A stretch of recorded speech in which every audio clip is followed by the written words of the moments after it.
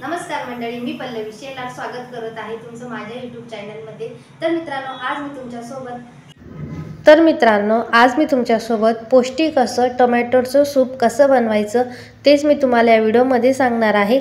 त्यातल्या त्यात हे अतिशय पौष्टिक होणार आहे। यामध्ये तुम्ही चपाती, भाकर छान असं काला मोडून सुद्धा खाऊ शकतात किंवा असंही पिऊ शकतात।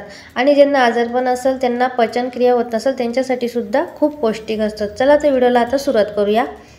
येथे मी 4 टमाटर घेतलेले आहे। टमाटर लाल असले तरी चालेल किंवा अर्धवट नॉर्मल असे कच्चे असले तरी चालेल, काही प्रॉब्लेम नाही।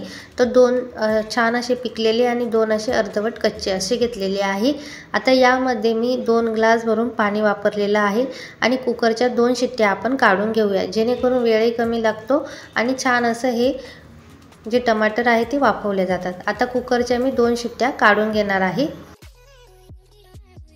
तर कुकरच्या 2 शिट्ट्या काढून घेतलेल्या आहे आणि टमाटर छान असे आपले वाफवले गेलेले आहे। आता या टमाटरचे ना छान असे कट करून घ्यायचे आहे आणि मिक्सरला हे भांडं लावून घ्यायचं आहे। तुम्ही आता मिक्सरला हे भांडं लावून घेणार आहे आणि व्यवस्थित अशी हिची पेस्ट करून घेणार आहे।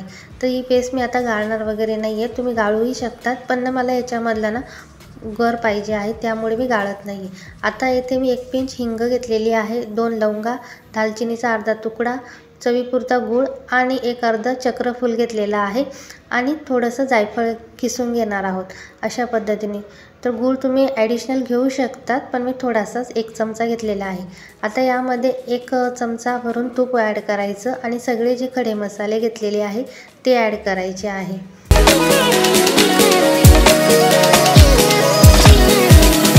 तर तुपामध्ये छान असे खडे मसाले येते फ्राय करून घेतलेले आहे। आता याच्यामध्ये पेस्ट ॲड करून घ्यायची आहे। आता या सूपमध्ये आपल्याला 3 वाटी भरून पाणी ॲड करायचं आहे। तुम्ही वाटलं तर घट्टसुद्धा करू शकतात 1 किंवा 2 वाटीमध्ये, पण मी इथे 3 वाटी पाणी ॲड केलेलं आहे, कारण की हे सूप आहे ना छान असं पातळही असतं आणि त्यातल्या त्यात तुम्ही भाकर किंवा चपातीमध्ये छान असं चुरून खाऊ शकतात। आता यामध्ये ना मी जिरं ॲड करायचं राहून गेलेलं आहे, तुम्ही जिरंसुद्धा फोडणीमध्ये ॲड करा, जेणेकरून पाचनशक्ती मजबूत होते। अशा पद्धतीने आता आपल्याला 3 उकळी काढून घ्यायची आहे आणि यामध्ये मी शेवटी गूळ ॲड करणार आहे।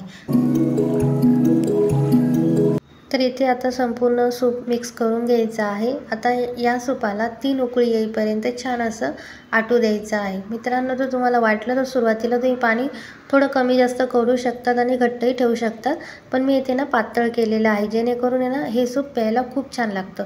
चवीपुरतं मीठ ॲड करायचं आहे आणि याच्यामध्ये जायफळ किसून घालूया। तर एक महत्त्वपूर्ण टिप, ज्यांना जायफळची ॲलर्जी असेल त्यांनी नाही घातलं तरी चालेल आणि सुगंधासाठी 1 इलायची ॲड करू शकतात। आणि वाटलं तर थोडीशी येथे तुम्हाला जर तिखटपणा हवा असेल तर थोडीशी तुम्ही येथे काश्मीरी लाल मिरची वापरू शकतात किंवा साधी जी असेल ती तुम्ही अर्धा चिमूट येथे वापरू शकतात। आता ना हे सूप 3 उकळी येईपर्यंत छान असे ना आपण आटू देणार आहोत।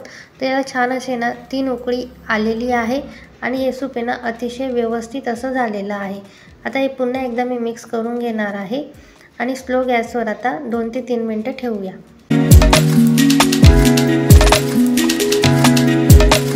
हे सूप फायनल आपला तर झालेला आहे।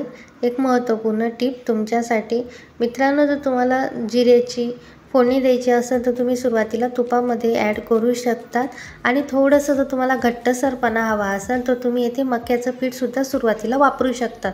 पण हे सूप आहे ना अशाच पद्धतीने होतं आणि एक पौष्टिक सूप असल्यामुळे मी याच्यामध्ये ॲडिशनल काही वापरलेलं नाही आहे। तर अशा पद्धतीने गरमागरम आपलं टमाटर सूप तयार झालेलं आहे।